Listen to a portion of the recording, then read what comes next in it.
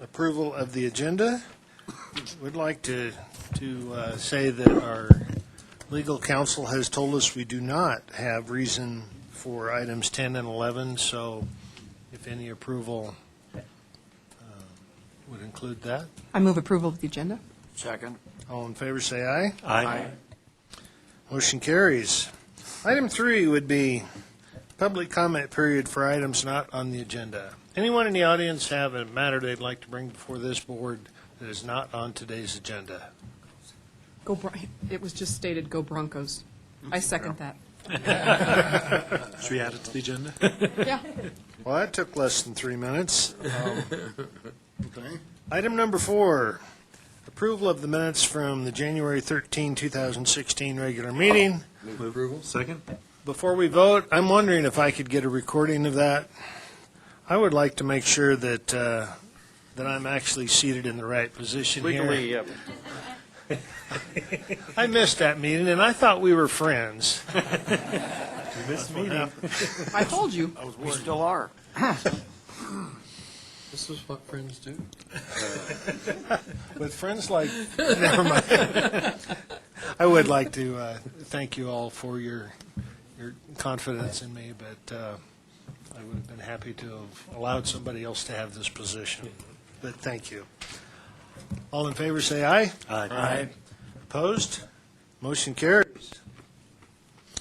Item 5, Citizens Advisory Committee Monthly Report. Welcome. Welcome. Jim Godfrey, Chair of the CAC. Welcome, everyone.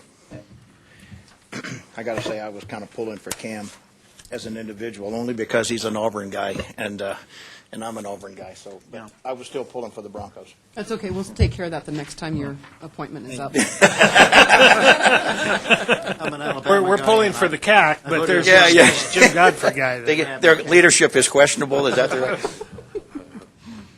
right? I just want to highlight a couple of things in your memo.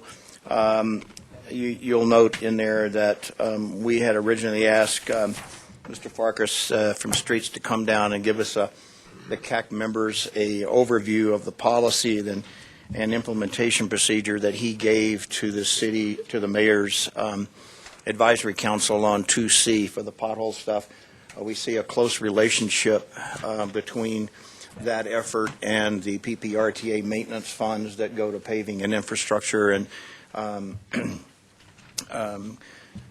Councilman Bennett had suggested to the mayor that they come brief that, and so that we have an understanding of what the separation is. So we'll reschedule that to March, and when it's Corey had his hands full. That's it. So, City of Colorado Springs presented 4 contracts to us. We reviewed, discussed those, had no major issues, and recommend approval of those contracts to be presented to you. El Paso County, same with 1 contract came forward on that. On the maintenance of effort, we received the maintenance of effort reports from the member governments. The CAC would like to go on record of first acknowledging the city and the mayor for the significant effort that they made in making up the shortfall in the maintenance of effort in transit. They're still a little short, but the mayor has committed, and I firmly believe he will follow through on the last $577,000 next year's budget. And so the CAC wanted to make sure that we acknowledge that. Just as a brief explanation, the typo in their letter was a formatting thing. Somebody was cut and pasting and failed to move the summary into the rest of the letter, so there wasn't anything controversial about that. El Paso County did have a property acquisition and change order report. The other thing is we, after discussion, one of our members asked if, as the member governments come to present to the CAC for a project, that we bring up Google Earth or some other GIS map so that we could see where in the area that is and what we're talking about versus just reading it. I was concerned that we create an extra burden or workload on the county or city staffs or member staffs. They said, not a problem. They have this anyway, so it's no extra burden on them to bring it forward. So we'll be able to see that going forward, and so that's what the little bit there in communications was about. Other than that, that's it. Thank you. Questions for Mr. Godfrey? Move we accept their report. Second. All in favor, say aye. Aye. Opposed? Thanks, Jim. We appreciate the work that you and your committee does. Thank you. Item number 6, Beverly. Good afternoon. In December, we received $8.1 million in the sales and use tax, which was $290,000 above the budget, or 3.7%. So we have an additional $5 million that will be added to the 2016 amended budget for revenue. So that would be about 1.8 in maintenance and 2.8 in capital, and about 500,000 in transit. So that's good news. We're ahead 6.2% for the year compared to budget. On page 2, we compare the actual to last year's actual, this year's to last year's, and we're ahead $5.6 million, or 6.9%. On page 3, about a third of the way down, the net revenue so far for this year is $90,623,000, and that probably won't change very much because we probably just have a little bit of bus fare revenue still to receive for 2015. But our expenditures will keep going up until sometime around April when we receive the last of the invoices from the member governments. So. You know, it seems to work that way in my household, too, that once the income stops, the expenditures keep going. It's amazing, isn't it? So there's nothing else in the financials that I have a comment about. Are there any questions? Questions for Good News Beverly? Okay, thank you. Thank you. Item number 7, capital maintenance and public transportation contracts. City of Colorado Springs. Welcome, Mike.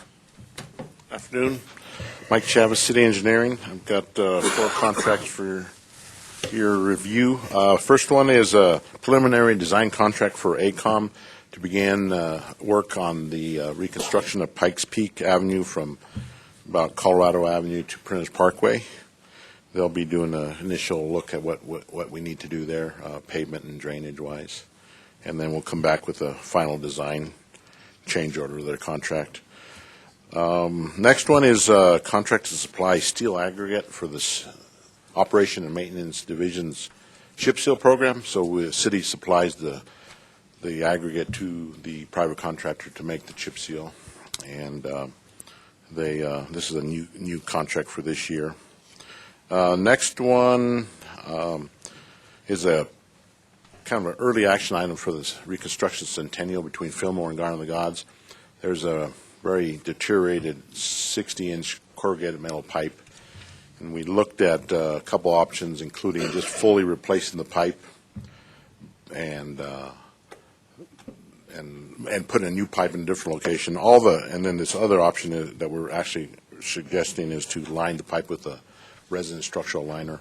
All the options were about the same price, but the other full replacement, removal and replacement, was going to be too disruptive and time-consuming. It was going to push us starting this project from the summer to maybe in the fall, and we missed the paving season. So we elected to go with a lining option. Take them about 2 months to do it, and they'll do that probably in April and May.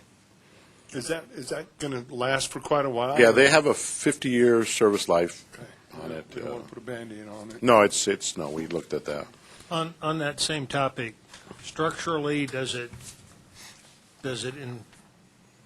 increase the strength, or Yes. or Actually, maintain the strength? Well, it actually is independently strong. So we'll use the existing steel pipe as the host as a Right. form to line it, but this new liner will stand on its own even if the metal pipe continues to rust and deteriorate. Which was really my question, because I'm thinking back to Chestnut. You know, if these corrugated pipes have been in there 20, 30, 40 years, their integrity is in question. Yeah. So, And this lining option or this operation is something that actually our street division has been using on some of the smaller pipes. they've gone in and lined, structurally lined some of the CMPs just because it's more efficient and effective to get in there and do it that way.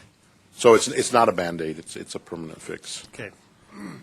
And then the last item is we're going to exercise a renewal option on the missing sidewalk contract with Ian Pricer.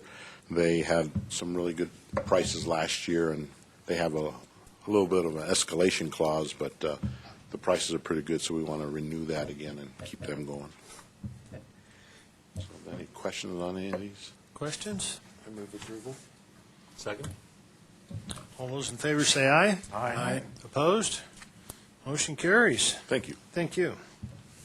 El Paso County, same subject. Good afternoon, Mr. Chair, Board. Jennifer Irvin, El Paso County. We have one item for your consideration today.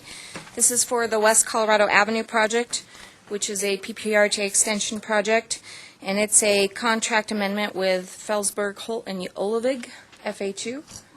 I think I said that right. That was impressive. FHU, and this is for about $103,000. We're adding scope to have them go ahead and do preliminary and final engineering plans for utilities. And I know that you've recently received updates both at the board and city manager and our board of county commissioners on the status of the project. So City hopefully, Council has as well. yep, on Monday. So hopefully you have a good idea of what's going on. And if you have any questions, I'd be happy to answer those.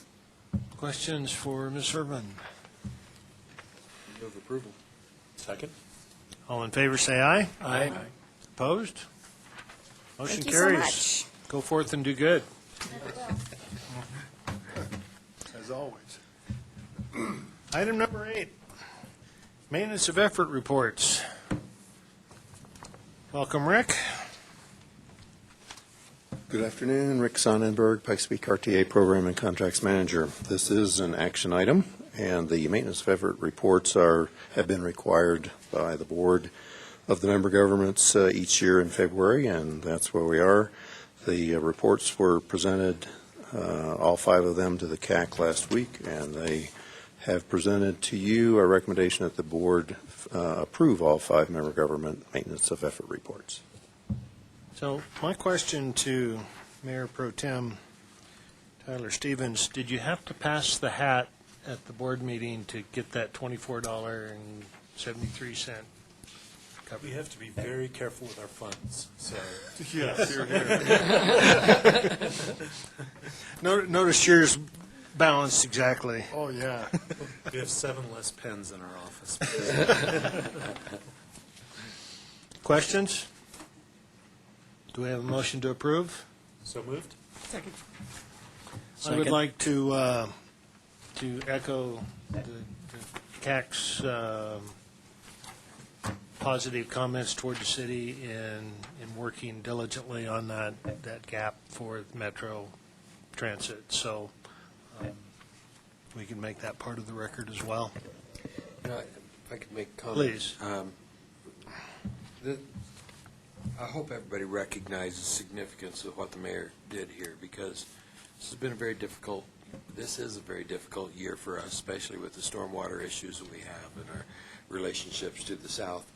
Our staff have taken salary freezes. We've had to delay many other projects, but this was critical to the mayor and to the council. And so we move forward with this with a commitment to complete this in next year. But I wanted you to know it wasn't taken lightly because we had we had and still have major issues facing us, especially with the EPA evaluation of us and everything. But I just would hope, and I appreciate your comments, that you recognize the strength of the statement by the city to move this forward. Yes. I would just tag along with your comments as chair and the CAC's comments as well, that this is great to see the city's commitment and stepping forward and taking the sacrifices that need to be taken to honor the commitment that was in there. And I think globally it helps to reinforce the statement that was put into the original legislation, the maintenance of effort, where we're actually, quantitatively able to see, okay, we're on the mark, off the mark, and we as a Citizens Advisory Committee and then ultimately as the RTA Board are able to evaluate that and look at that and then, encourage member entities to work towards those things. But again, it does have a flexibility that when times are tough, some things may have to give.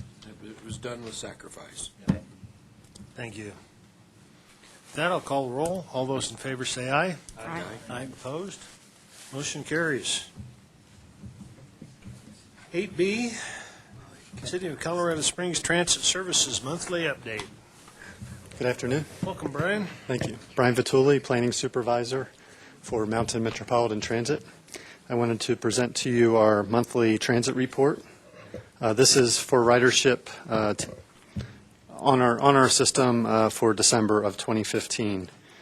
For our local fixed route services, we had a 6.2% ridership increase as compared to December of 2014.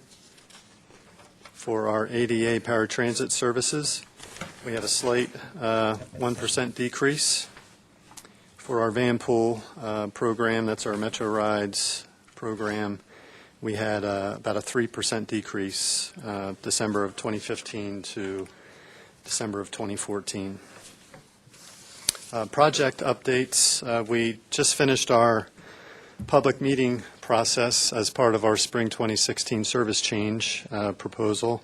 We had 6 public meetings spread throughout our region the 3rd and 4th weeks of January. We had nearly 90 attendees at all 6 of those meetings and many, many more comments through fax, email, social media. So we feel that the word really got out and there were some very significant changes that we're proposing, and we're glad with all the feedback that we received. And we're going through all of that feedback now and finalizing our final recommendation, which should come by the end of this month.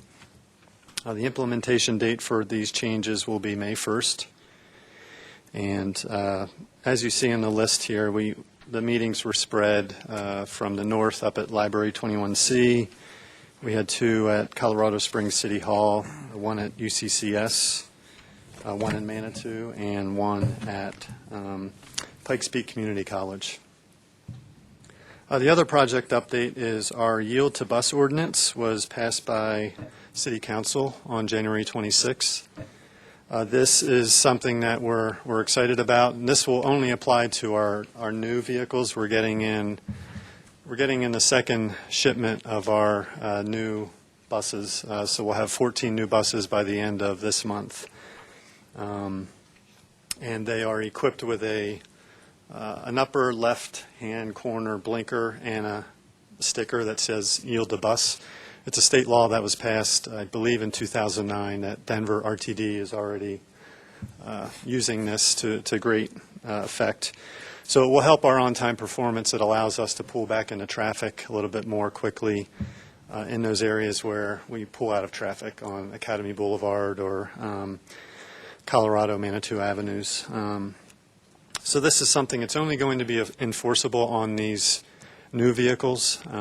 Our other vehicles that do not have the blinker will have a yield to bus sticker, but it won't say it's the law, so we will not be enforcing that. But it's a matter of time before we renew our fleet, and we'll have all new vehicles equipped with the blinker. So we're going to be coordinating with our police department and city communications to develop an awareness campaign and an education campaign sometime in March, and then we'll start enforcing or implementing the law sometime after that.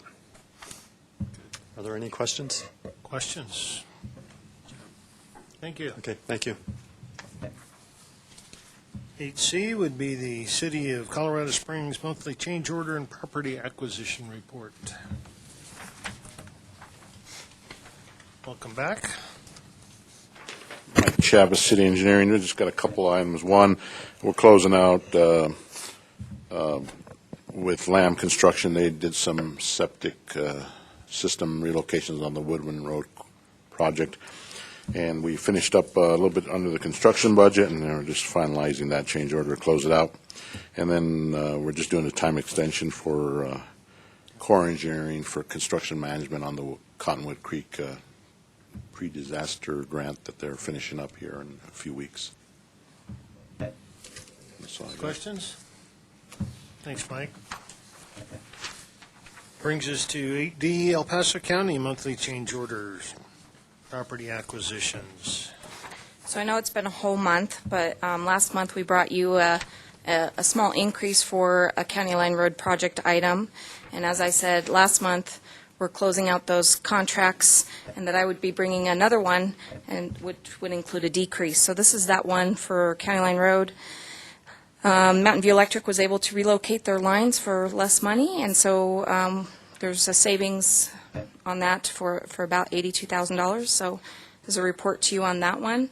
We still have some final items to close out, so we'll be bringing those forward as those are finalized on the County Line Road project. And then on our property acquisition report for the Mark Shuffle South project, there are 3 property acquisition items noted there. And although they're under different ownership names, it's really one developer that we're dealing with there. And we are unable at this point, we're still negotiating final settlement value for those properties. But as we're doing that, we still have that project under construction. And so we recognized that we needed to have some kind of vehicle to make sure that we were allowed to work on the property. Well, we're still negotiating that. So under the Federal Uniform Relocation Act, there's an item called a possession and use agreement, which we deposit money based upon our appraisal amount and promise to continue to negotiate while they go ahead and provide us access to the property to do the project. So that's what we're doing there. If you have any questions, I'd be happy to answer those. It's kind of fun to drive Mark Shuffle and see work happening. Exactly. I got one. Let's suppose that they don't agree on your amount of money. Then what happens after that point? Are you going to go in and? As you might know, we try to avoid condemnation at all costs, and, well, not all costs, but when it makes sense. But we feel like we're able to reach negotiation, reach a final conclusion, but we just want to make sure that there's no hiccups with the contractor and they're able to do the work. So many times it's just a matter of time getting these negotiations settled out.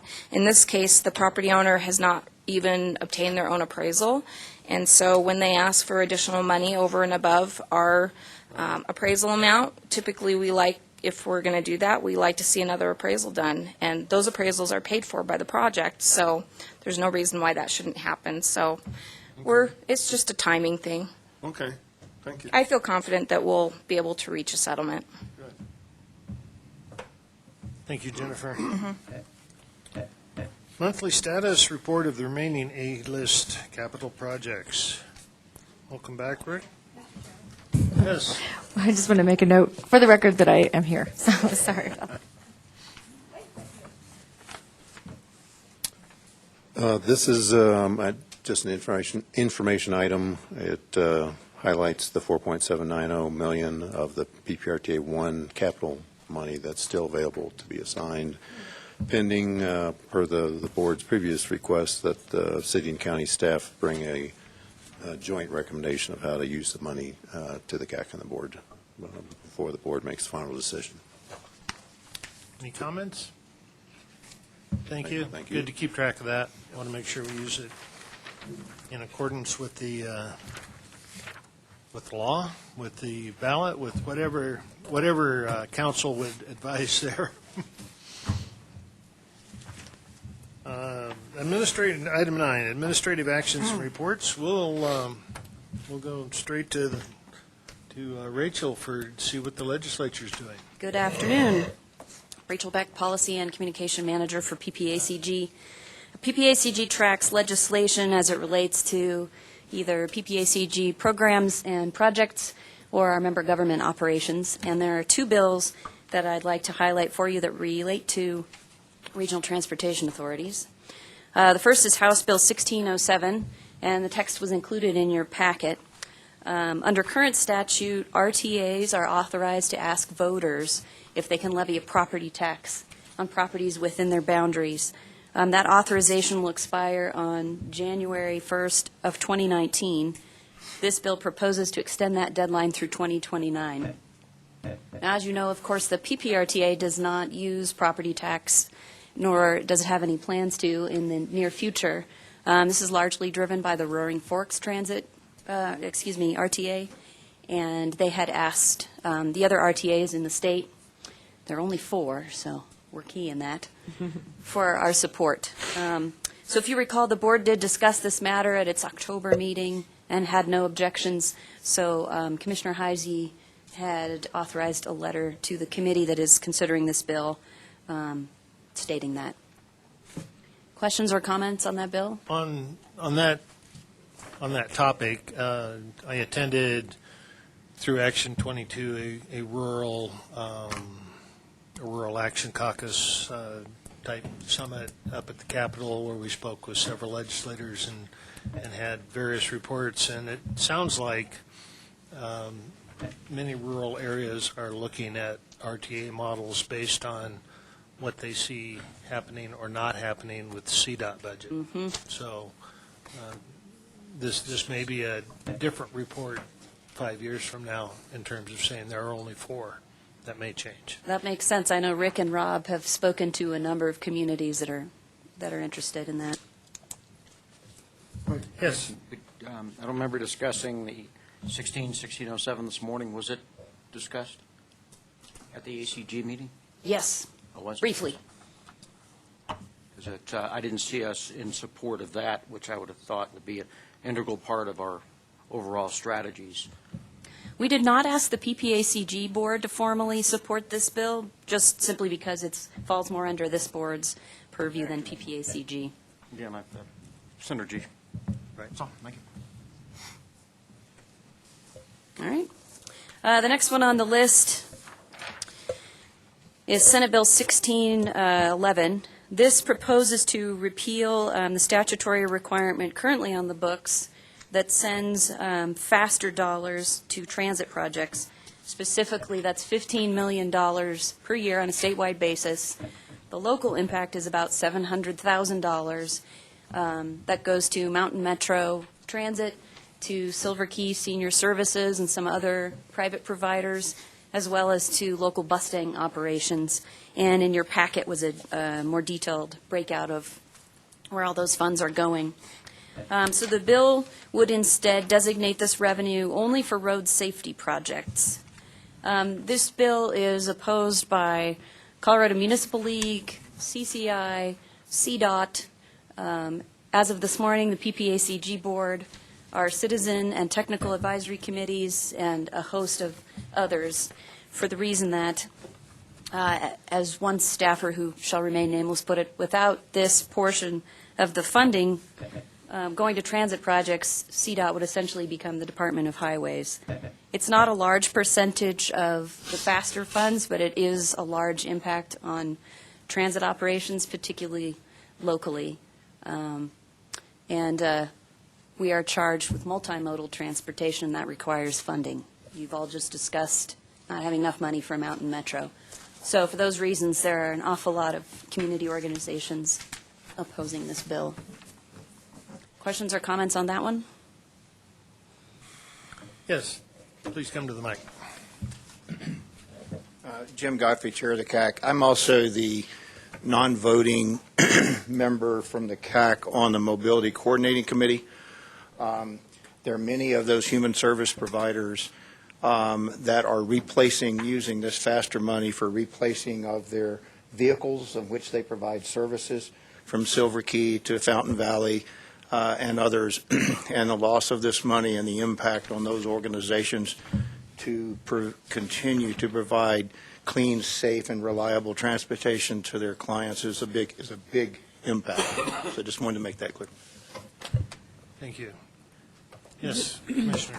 Thanks. This is in a different committee. Are you asking for a letter from this board in the same fashion that we did on the previous one, to be sent just with some sort of input? That was not the request, but I think that would be wonderful if the board chooses to do so. I mean, it isn't, when you look at the entire transportation system, sometimes having the transit options actually takes some burdens off of the highway system. I mean, there are all different kinds of ways that you can argue this, and I don't know the genesis of this and some of the reasoning behind it, but if, it seems to me like it would be prudent for this board to weigh in. I agree. I see some head nods. Anyone in opposition to that? Let's do it. Don't say go, say yes. Do we want a motion to draft that letter, or has direction been received? Okay, All right, thank you. thank you. 10 and 11 are no longer on the agenda. Item 12 would be PPRTA member announcements. Yes, I Mr. was Bennett. only going to speak so that you didn't break my record. But I'll give up on that. Okay, good deal. I had commented that I had a hard act to follow here, that Merv had a reputation of short meetings. Any others? Commissioner Latham. I just want to make sure that, just in case anyone hadn't heard about this, that the Broncos won the Super Bowl. I just want to say, so, spoiler. T-voted. Vegas and bet on it. So, being an avid Bronco fan, I couldn't help myself, so congratulations, Broncos. With that, we are adjourned. Thank you, sir. Good job. I'm stunned. We should have taken you should have called for a break. So when we came back from the break, he could adjourn. I wouldn't do that.